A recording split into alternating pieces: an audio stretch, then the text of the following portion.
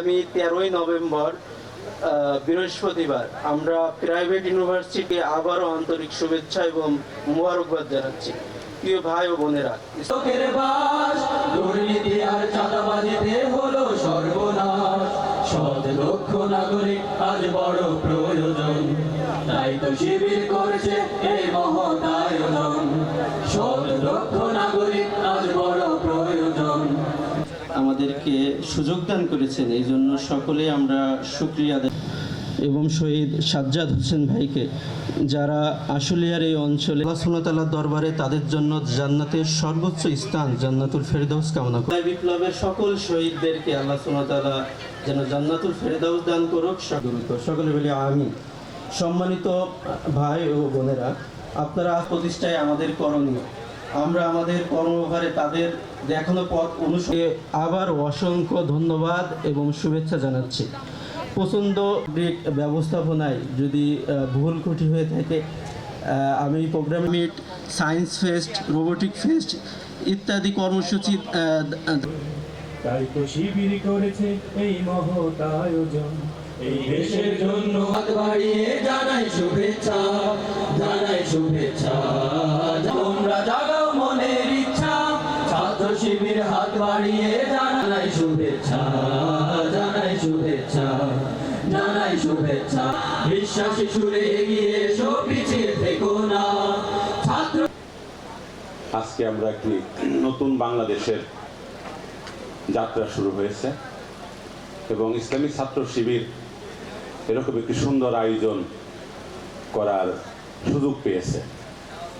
24-এর ছাত্র আন্দোলনে যারা শহীদ হয়েছে, যাদের আত্মত্যাগের বিনিময়ে আজকে আমরা একটা সুন্দর পরিবেশ বাংলাদেশে পেয়েছি, আমরা তাদের জন্য দোয়া করি, তাদের জন্য আল্লাহ তাআলা জান্নাতের উচ্চ মাকাম দান করেন এবং তাদের পরিবার পরিজন যেন ধৈর্য ধরার সুযোগ পায়, সেই জন্য আল্লাহর কাছে সাহায্য চাচ্ছি। হতে পারি তাহলে দেশের জন্য আমার এই সম্পদটা কল্যাণ কাজে লাগবে। তারা যদি সৃষ্টিকর্তা বা আল্লাহকে যদি তারা বিশ্বাস না করে, মৃত্যুর পরে related to the here after as well. আপনি শুধু এইটাই জীবন না, এর পরবর্তী একটা নেভার এন্ডিং লাইফ আছে। এই দুটো জীবনকে সুন্দর করার যে plan, work plan, not only plan, work plan, that is তার জায়গা থেকে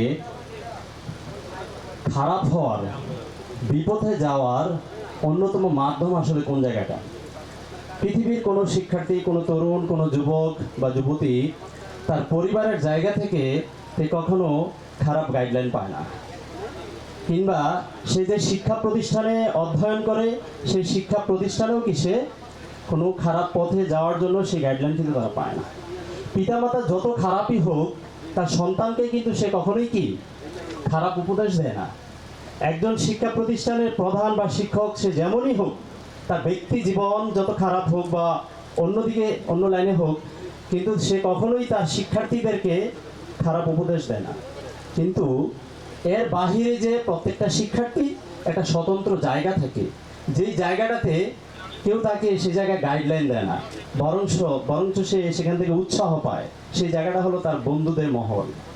আর কিসের ভাবনা আমার হৃদয় মাঝে কাবা, নয়নে মদিনা আমার হৃদয় মাঝে কাবা, বিসাল্লে আলা ইয়া মুহাম্মদ মুস্তাফা নবী সাল্লে আলা ইয়া মুহাম্মদ। ছিল এর বাইরে ছিল আমাদের অনেক হ্যাজিমনি এখানে কাজ করেছে বাংলাদেশ। আমরা কি এটা দিব? তারা তো খুবই কনশাস। একটু আগে আমাদের কেরিয়ার গাইডলাইন এই অনুষ্ঠানের কেন্দ্রীয় সভাপতি জনাব জাহিদুল ইসলাম, সাবেক কেন্দ্রীয় ছাত্র জনতা, তাদের নেতৃত্বে আগামী বাংলাদেশ একটি সুখী সমৃদ্ধ বাংলাদেশ গড়ে উঠবে ইনশাআল্লাহ। সম্মানিত ছাত্র ছাত্রীবৃন্দ, আল্লাহ রাব্বুল আলামিন আমাদেরকে দুনিয়াতে পাঠিয়েছেন